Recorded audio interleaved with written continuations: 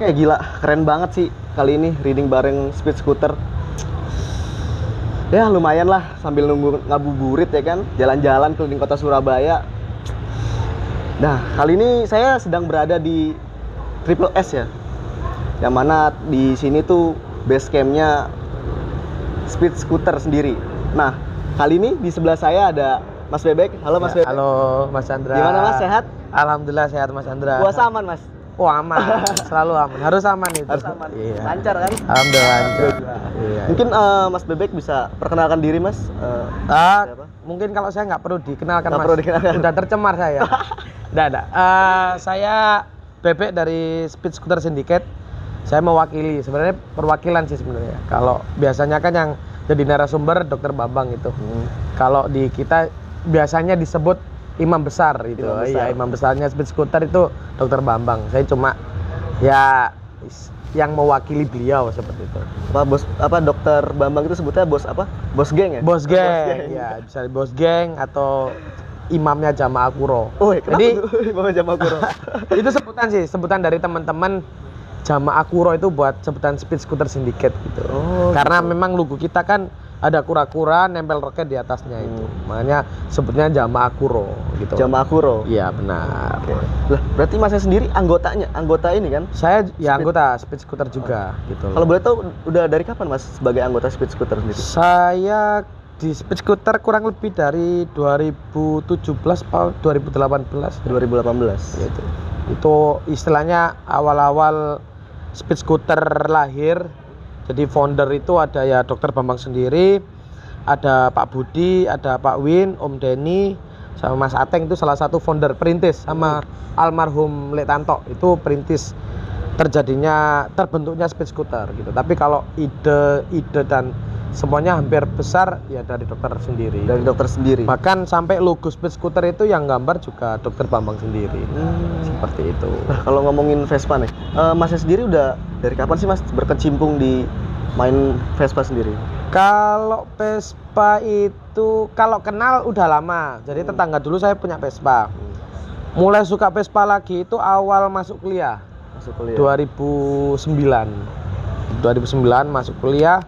Kebetulan senior punya Vespa, belajar Vespaan ya dari situ. Pakai Vespa apa tuh awal pertama kali ya Mas? Awal pertama itu saya punya Vespa PTS. Itu dapat harga cuma 500.000 waktu itu 2010. Itu awal saya punya itu Vespa PTS. Oh, PTS. Small frame. Nah, awal pertama kali ketemu sama Dokter Bambang itu gimana Mas? Apa pas lagi event apa gimana tuh? Kalau ketemu jadi kan kalau teman-teman Vespa itu kan sering ketemu ngobrol ngopi. Iya. Jadi dari cangkruan itu ketemu. Jadi seingat saya dulu itu saya diminta benerin dokter itu Vespa GS VS-nya. Masalah perihal karbonnya yang apa namanya kurang enak, diminta ganti karbon Jepangan itu. Akhirnya sering ketemu beliau dan kebetulan kita itu sama-sama cocok. Maksudnya gini, dokter itu suka kencang dengan Vespanya. Saya sendiri dulu juga suka kencang gitu loh. Tapi saya dulu ngomongnya klasik sport. Jadi Vespa saya harus tampilannya klasik, tapi mesinnya harus bukan sport amat ya. Artinya harus kenceng lah. Keluar sedikit dari standarnya gitu. Lah itu kalau misalkan kenceng ya, itu memang semua jenis Vespa apa hanya ada jenis tertentu aja Mas? Sebenarnya kalau dari Vespa sendiri itu ada tipe sportnya juga ada. Jadi selain yang standar juga ada tipe sport. Jadi kayak SS180, SS90. Itu salah satu tipe sportnya di Vespa. Jadi Vespa itu hampir sama kayak motor-motor lain. Dia punya tipe sportnya itu. Nah, dari ya itu kan apa ya? Kalau kita ngomong Vespa standar ya mungkin stigma orang itu itu motor tua yang mogokan. Terus kalau jalan itu paling pelan lah, itu kita keluar dari stigma seperti itu gitu. Istilahnya pengen membuktikan bahwa wah Vespa kenceng juga gitu. Iya, bisa diandalkan gitu loh, bisa diandalkan, bisa kenceng, nggak lambat dan mogokan gitu. Nah, Masnya sendiri kan tadi dari tahun 2017 ya? Iya. Masuk Speed Scooter Syndicate ini. Iya. Nah, kalau boleh Masnya tahu nggak apa sih arti Speed Scooter Syndicate ini? Mungkin ada filosofi tersendiri, Mas. Kalau filosofi Jadi kalau ngomong speed scooter itu kita memang acuhan dokter itu, imam kita itu kan dia lebih pingin membuktikan kalau stigmanya orang-orang itu keliru, bahwasanya Vespa itu nggak mogokan, bahwasanya Vespa itu bisa kenceng, nggak pelan, nggak lambat, bisa diandalkan, bisa dijadikan alat transportasi untuk kerja, kuliah dan sebagainya gitu. Jadi bukan hanya sebuah pajangan atau cuma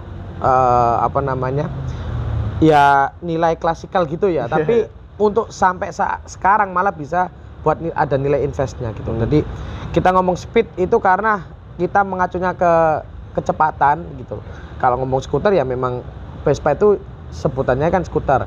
Kalau Syndicate itu sebenarnya cuma penempelan nama biar istilahnya agak keren lah. Agak keren gitu. Iya, makanya speed scooter Syndicate gitu.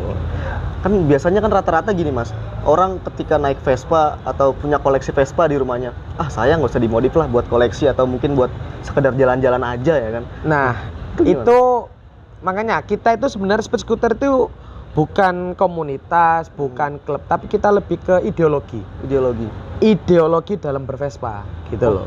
Nah jadi kalau ngomong bervespa itu kan orang suka yang klasik, suka yang original, ada yang suka jalannya pelan, ada suka yang jalannya cepat, ada yang Vespanya dimodif dan sebagainya. Kita itu salah satu ideologi dalam bervespa. Tentunya dalam hal kecepatan gitu loh. Jadi istilahnya kalau dalam agama ya mau sampean mau menganut Islam, Kristen, Katolik, Hindu dan itu kan pilihan. Sama, kalau mau nganut kenceng ya silakan. Kalau misalnya mau klasik ya silakan. Nah, tapi di speed scooter itu hampir semua tipe Vespa itu bisa dikencangkan. Bisa semua. Bisa. Bahkan sekaligus yang kayak Kongo bisa. Mas? Bisa. Jangankan Kongo itu masih tahun 63 ya. Tahun 51 pun dibikin kencang. Itu sudah saya coba buat touring Surabaya, Pacitan, ke Jogja aman. Untuk Vespa tahun tua seperti itu ya gitu. Kalau orang-orang kan pasti disayang, dirawat, keluar pun paling buat pameran.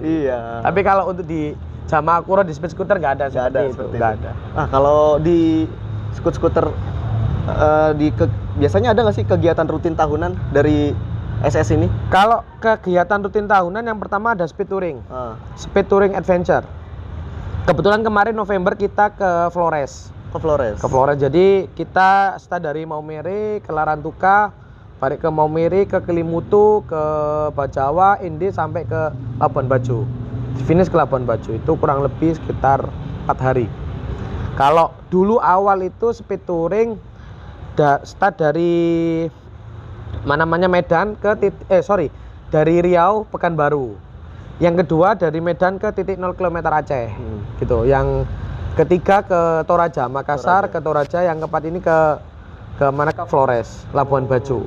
Itu sudah pending karena pandemi corona itu.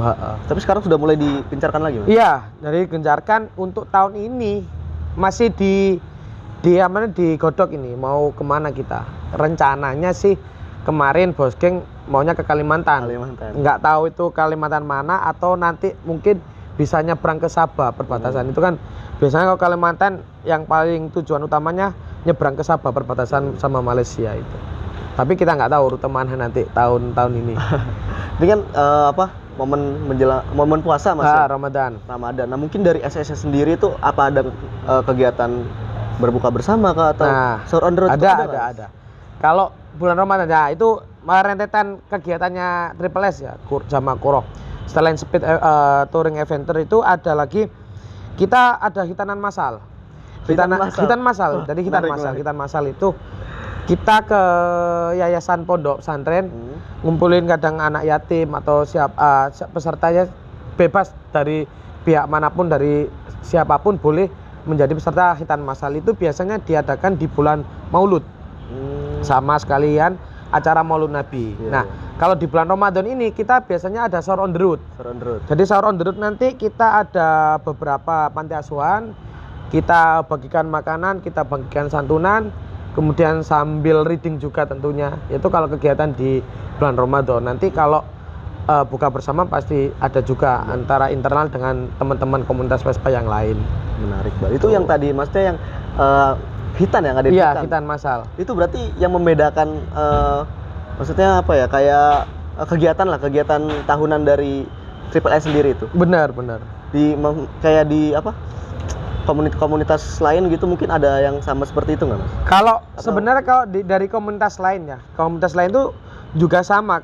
Kalau ngomong charity itu banyak, ada yang langsung ke panti asuhan, ada yang ke pondok pesantren, ada yang ke korban bencana alam dan sebagainya. Tapi kita kalau tiap tahun itu ke khitan masal itu pasti ada. Pasti ada.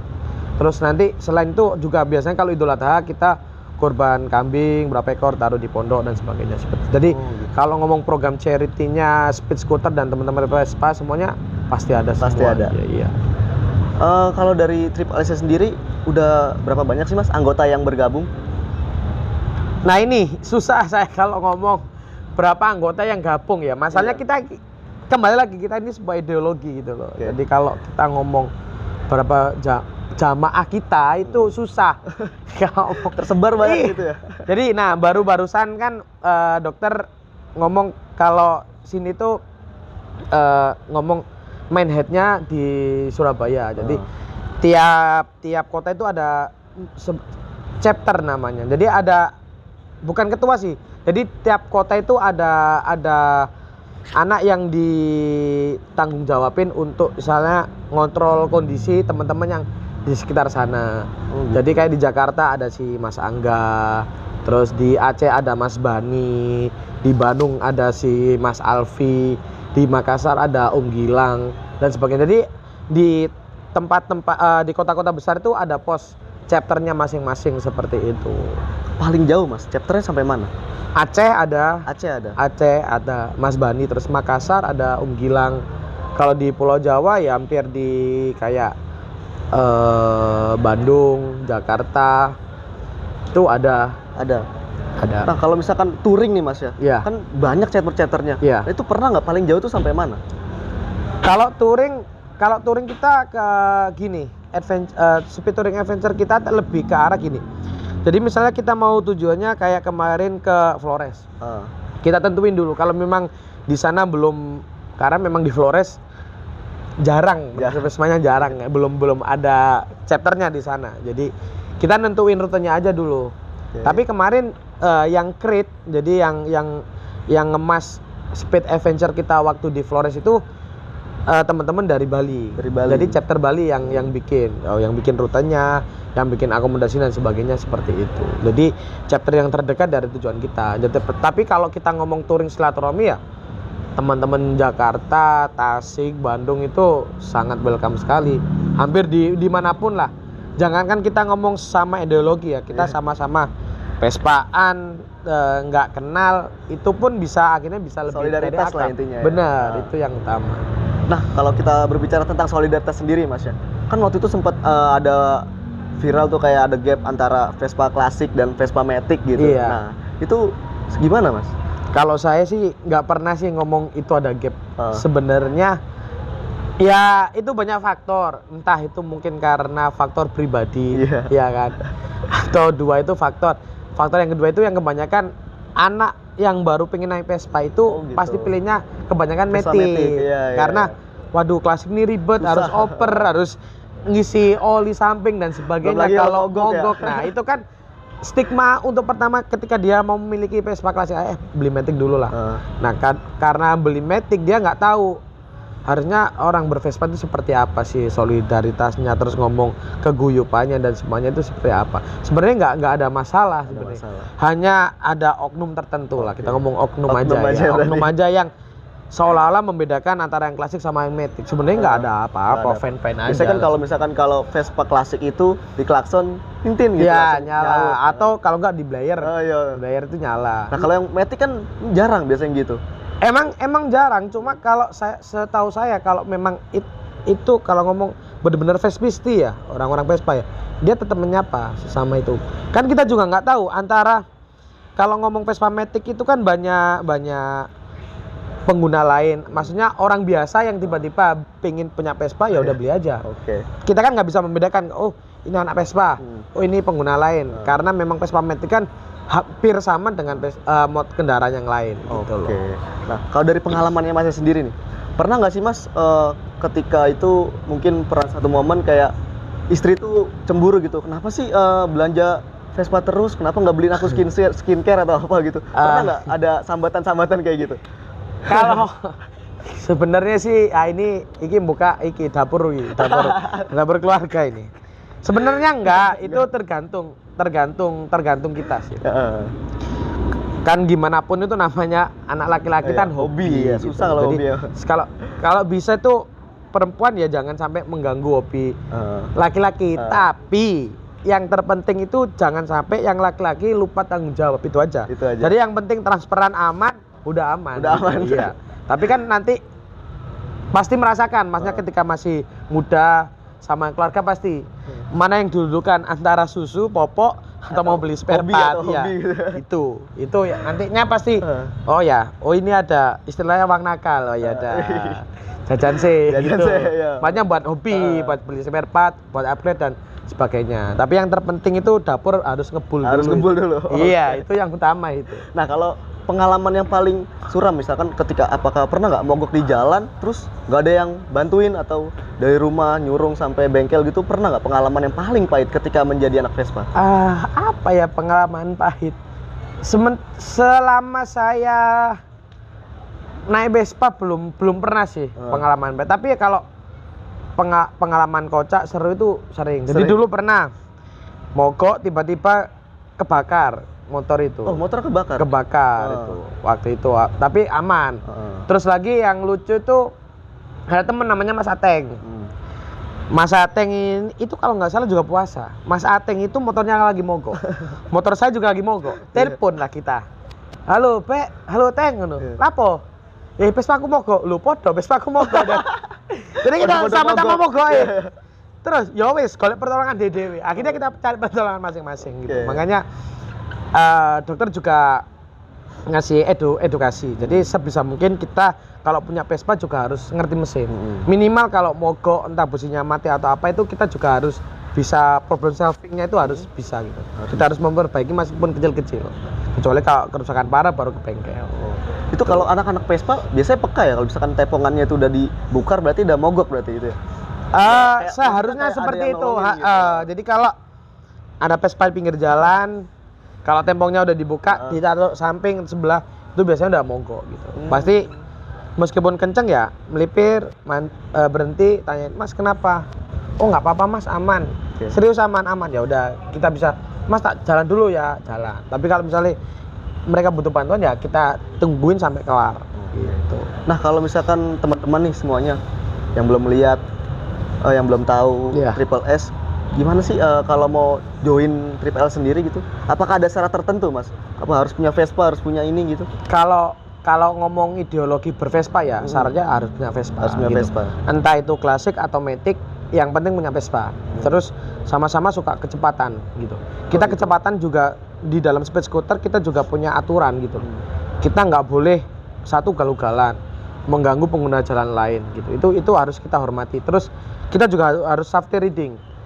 Kita sebisa mungkin kita Vespaan pakai sepatu, helm juga harus standar SNI. Kalau bisa pakai sarung tangan dan sebagainya, itu penting gitu. Itu yang harus kita tanamkan kepada mereka, nggak ugal-ugalan, trek-trekan di jalan balapan liar itu. Kita sangat tidak menyetujui hal itu. Seperti itu. Oh gitu. Berarti sempat ini nggak pernah Triple S sendiri pernah kayak disentul gitu ikut balapan? Pernah. Jadi dokter sendiri pernah ikut atau teman-teman sendiri juga ikut race di Sentul, ikut event drag juga pernah. Di event cross juga udah pernah. Udah pernah. Iya. Mungkin terakhir Mas, harapannya sendiri nih untuk para komunitas Vespa se-Indonesia. Seperti apa? Harapan sih ya satu, tetap kita harus menjaga silaturahmi, tali solidaritas itu yang terpenting. Kita nggak perlu membedakan Vespamu jelek, Vespaku bagus, Vespaku mahal, Vespaku murah, Vespamu ini termasuk yang collection item, yang rare, Vespamu yang istilahnya yang udah banyak di pasaran. Kita nggak perlu membedakan seperti itu. Kita istilahnya di satu atap Vespa, ya situ aja. Vespa itu dijadikan tempat bermain, tempat untuk nyari bahagia, itu aja. Nggak perlu cari musuh atau cari perkara lain di Vespa. Itu saya harap cuma itu aja sih. Nah, hanya meneruskan pendahulu-pendahulu kita seperti itu. Oke, Ya, seperti terima kasih itu. Mas Bebek. Sama-sama, atas bincangnya. Mas Andra. Terima kasih juga buat 3S Triple S. Triple S, oh ya, Triple S Cafe yang udah menyediakan kita nongkrong-nongkrong sambil ngabuburit, ngobrol-ngobrol tentang Vespa. Terima kasih juga. Oh ya, sampaikan salam nanti Mas buat Siap, nanti saya Pak sampaikan Dokter ke itu. Pak Dokter Bambang. Iya. Next aku jadi pengen ikut lagi. Oh gitu. ya harus punya Reading Vespa gitu. dulu lah, harus punya Punya Vespa. Mas, saya di rumah VDD Oh ya gitu. dibawa lagi Dibawa nanti buat lagi. readingnya. Oke, siap. Oke, terima kasih buat Triple S Cafe yang udah ngasih kita banyak wejangan lah. Tadi juga udah sempet reading ya Mas ya. Ya, Terus juga terima kasih juga buat Dokter Bambang yang sudah reading bersama kita Mas. Oke, buat teman-teman semuanya, mungkin kalau ada yang mau join komunitas Triple S atau sekedar nongkrong-nongkrong, boleh datang aja langsung ke Triple S Cafe. Ditunggu nih sama Mas Bebek, langsung ngobrol-ngobrol ya kan. boleh. See you.